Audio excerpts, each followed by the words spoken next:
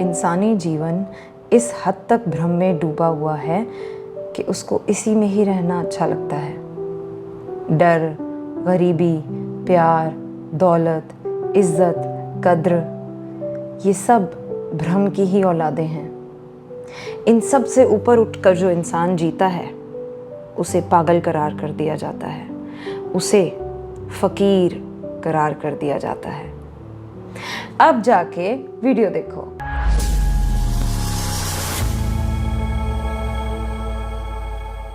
The hertz are counted as infinity, reputation blindly following gravity.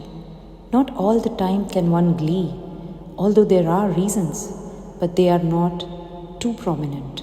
Pagli was happy. She went to her college the other day and told this news to her classmates. They were all awestruck to see that her looks have completely changed. The bribe that her parents offered, that they'll spend money on her beauty for the agreement of her marriage, it worked. Milord, point to be noted number 4. There is no calamity greater than lavish desires. They all gathered around her. She became the star of the class. But there was this one girl sitting in the corner. She knew inside what fool had Pagli made of herself by agreeing to this offer. Pagli को लगा कि finally अब वो एक अच्छी सी शक्ल लेकर college जा सकती है।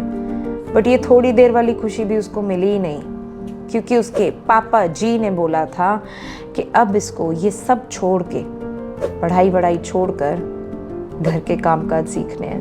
कट टू रेलवे स्टेशन का सीन।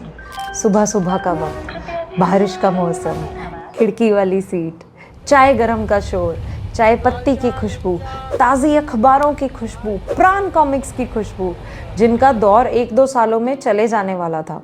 उसकी ना बचपन से फैंटेसी थी ऐसा करने की।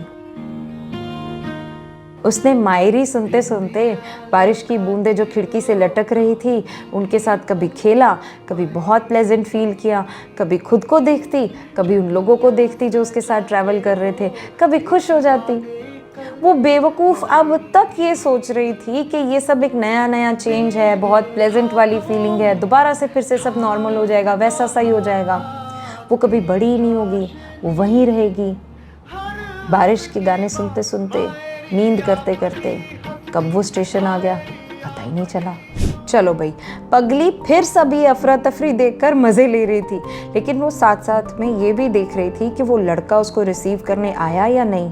वो नहीं आया, लेकिन उसकी जगह पे इतने सारे लोगों को रिसीव करने आ गए। कुछ पता नहीं चल रहा था कि कौन क्या किससे मिल रहा है और कौन क्या किससे बात कर रहा है। इतना क्योस था कि पगली तो छोड़ो, वो सब कहीं खोए हुए थे। ये जोन ना उसने बचपन से देखा था बड़ों में। जब ऐसा कोई रिस्पॉन्सिबिलिटी वाला काम लोग करते हैं जहाँ पे बिजी रहना पड़ता है, तो वो प्रिटेंड ऐसा करते हैं जैसे उनसे ज़्यादा जिम्मेवारी और किसी के कंधों पे नहीं है। अनरिलैक्स्ड पीपल ऑलवेज। लंच भी हो गया, होटल भी आ गया जहाँ पगली ने स्टे किया था। अब आ गई जी एंगेजमेंट। पगली का transformation with makeup, hair, dress देखकर सब लोगों की आंखें बाहर आ गई। अब जिस लड़की को हर चीज़ के लिए रोका जाता था 2 महीने पहले तक भी, उसको ही आप ऐसा रेडी होके देख खुश हो रहे हो। ऐसा वैसा खुश नहीं, एंड लेवल का खुश। और 90% लोग जो उसकी एंगेजमेंट में आए थे वो या तो वेन्यू देखने आए थे, या अच्छा खाना खाने आए थे, या पिक्चर्स क्लिक कराने आए थे। वो स्टेज पे जा रही है, flashes, attention, she was the star of the show. चलो, finally she merged herself into a world full of fantastic lies. वो इतनी हम्बल बन रही थी, एक ऐसा ट्रेट जो उसमें कभी था ही नहीं, पता नहीं कहाँ से आ गया।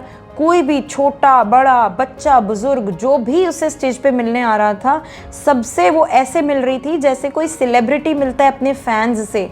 उसकी ड्रेस, उसका मेकअप, वो खुद ऊपर से लेकर नीचे तक एक प्रिंसेस की तरह लग रही थी। अच्छा, एक क्विक फैक्ट, उसको ना एकदम से ये लगने लगा था कि वो एक 25-26 सालों की लड़की है, मैच्योर्ड, सोफिस्टिकेटेड। मतलब कि ये गेम एग्जिस्ट करती है, इल्यूजन्स होती हैं, हिप्नोटिज्म होती है, ग्रीड भी होती है।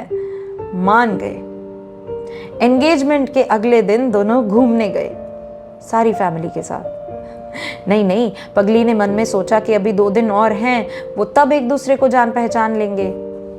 पर वो दिन आया ही नहीं। पगली वापस आ गई अपने शहर। और अब शुरू होता है वो वक्त जहाँ धीरे धीरे करके एक एक करके पगली के सामने रियलिटीज आना शुरू होती हैं, जिसके बारे में हम नेक्स्ट एपिसोड में बात करेंगे। तब तक के लिए सब्सक्राइब कर दो ताकि पता चल जाए कि मैं सच बोल रही हूँ। Follow for more.